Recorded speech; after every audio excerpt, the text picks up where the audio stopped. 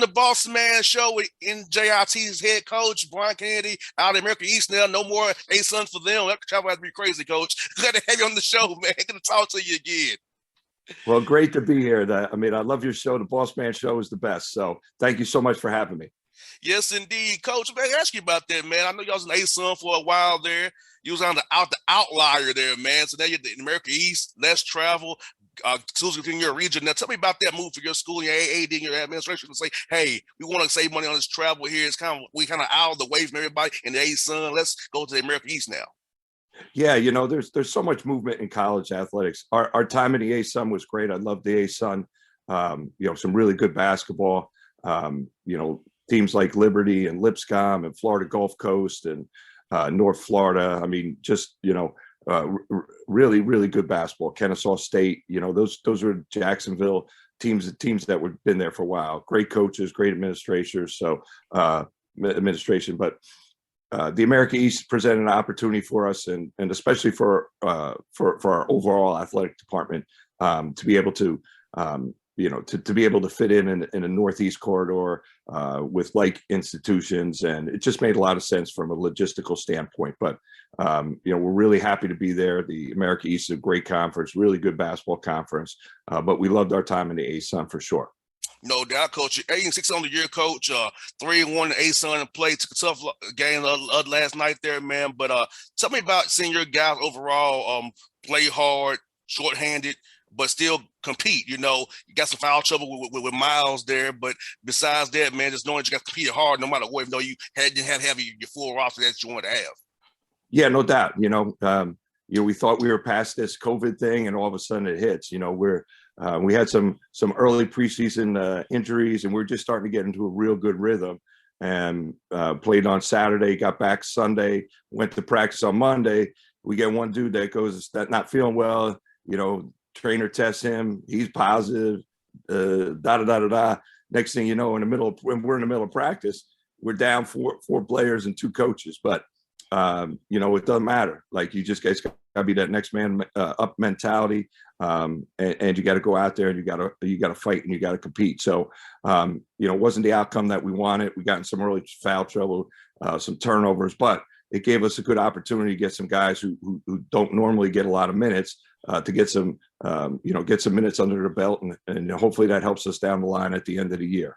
Most definitely, Coach. Like you said, man, some guys, it's also a testament to guys staying ready, because, you never know, especially with COVID now, it used to be injuries. Now you never know each day if you're going to get a test or a guy say they don't feel well, and that's two or three guys on the roster. So you got to be prepared, stay locked in no matter what. Hope that your guys see that now. Hey, I got to be ready no matter what, because I could get called upon if this thing keeps doing what it's doing.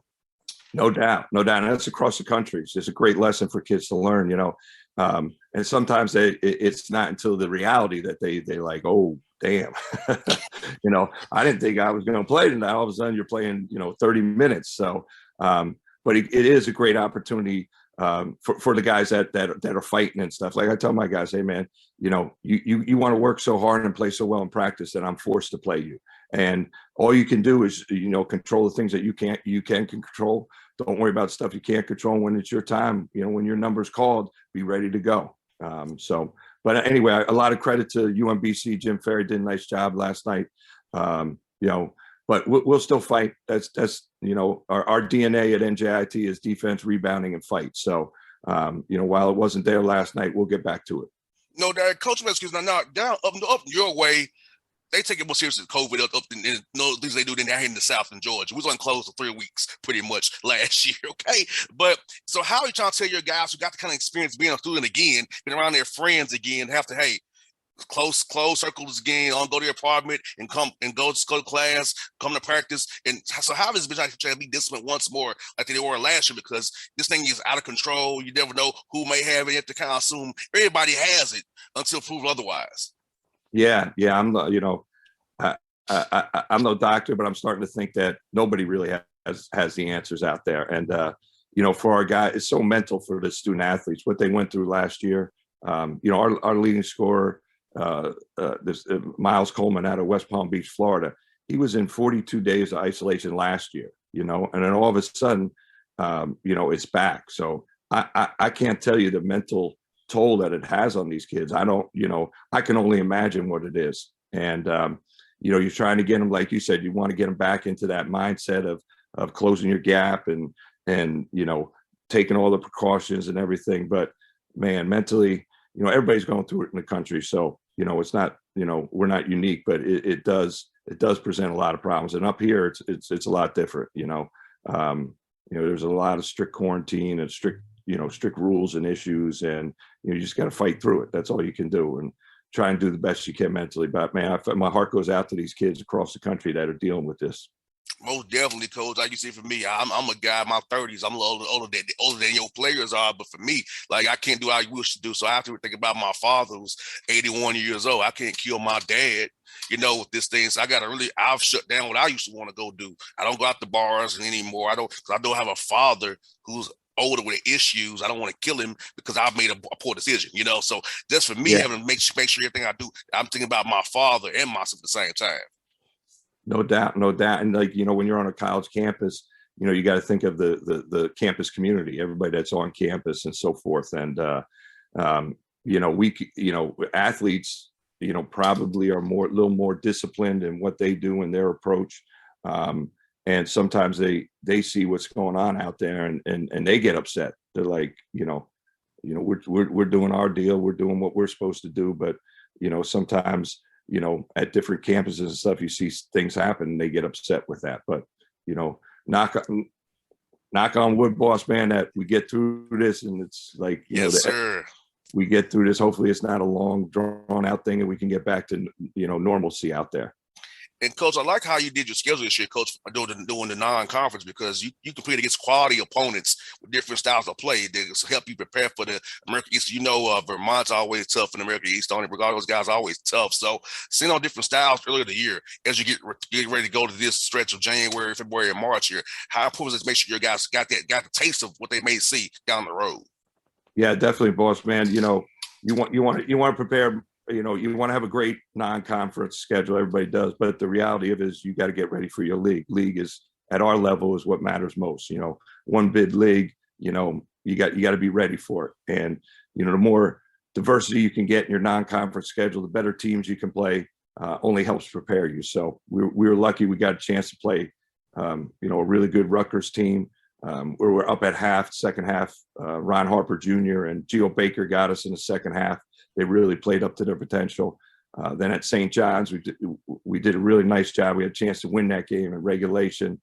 Missed a little chippy inside, went to overtime.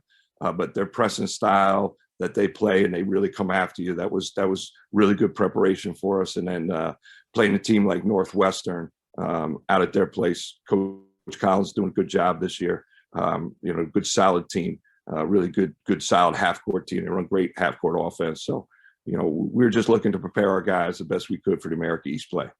And coach, I like that you got live reps playing close games, because you can put time on the clock in practice, but at the same intensity, not the same kind of vigor, same need to execute. So I feel like playing close games, against other opponents live and in person, is give you guys that callus to prepare for those tough games coming in February and March when it counts the most in the America East tournament. If you get that far right there, definitely, no question.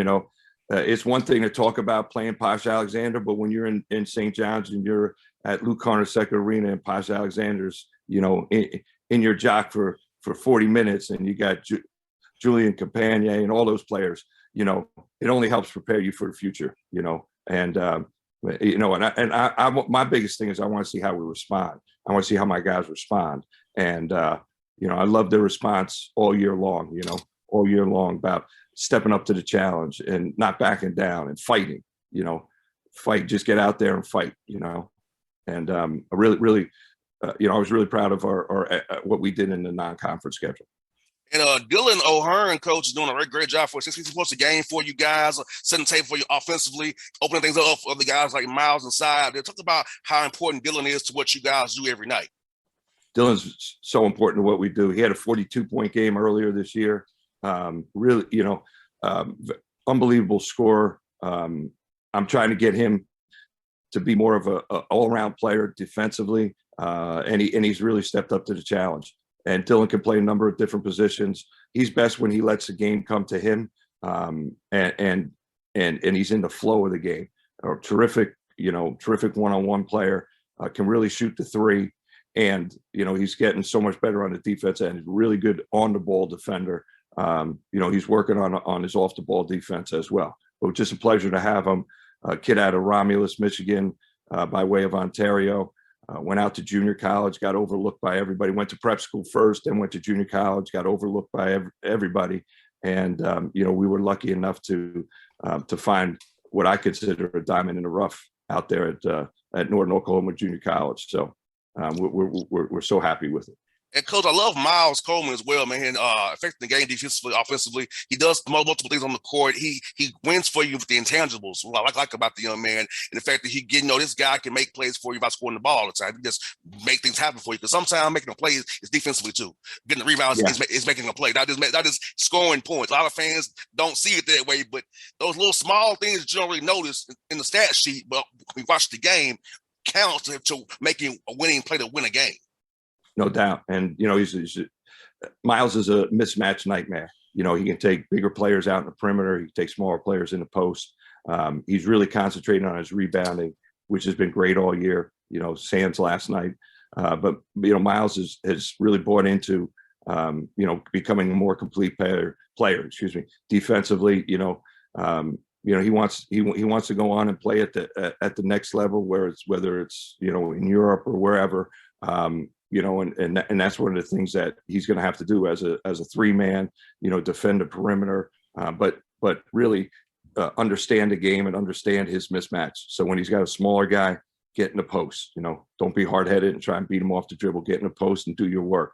When you get a bigger guy, take him outside. And he's not only understanding, but his teammates are understanding, to put him in the best position to be successful as well. So, but just a really great kid out of West Palm Beach, really hard worker. And we talk a lot. His best attribute is probably also his worst attribute, which happens with all of us. So he's such a competitor. Sometimes he gets his emotions too high, but that's also what fuels him to be such a competitor. So, but Miles has been great for us, 2-time, America East Player of the Week.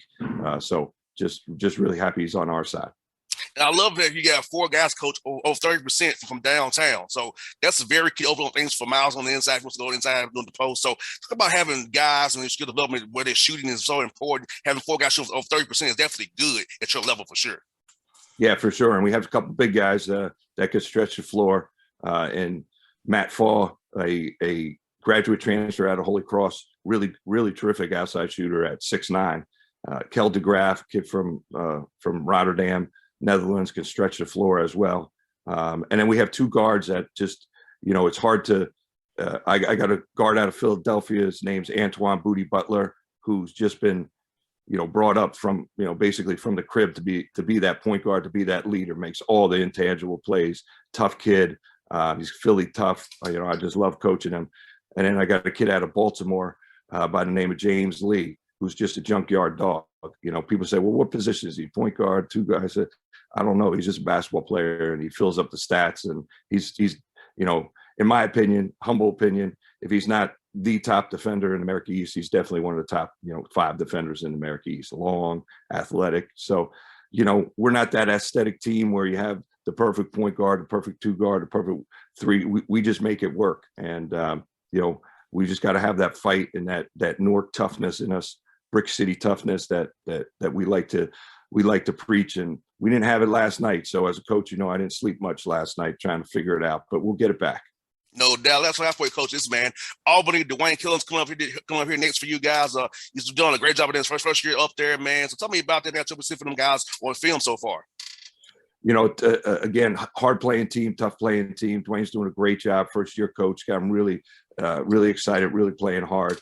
Their best player, Perry, didn't play well last night, yet they still came out with the victory. So that just shows you everybody else is stepping up. They have a great point guard in Horton who we faced last year. So we know it's going to be a battle. It's always a battle up there at Albany.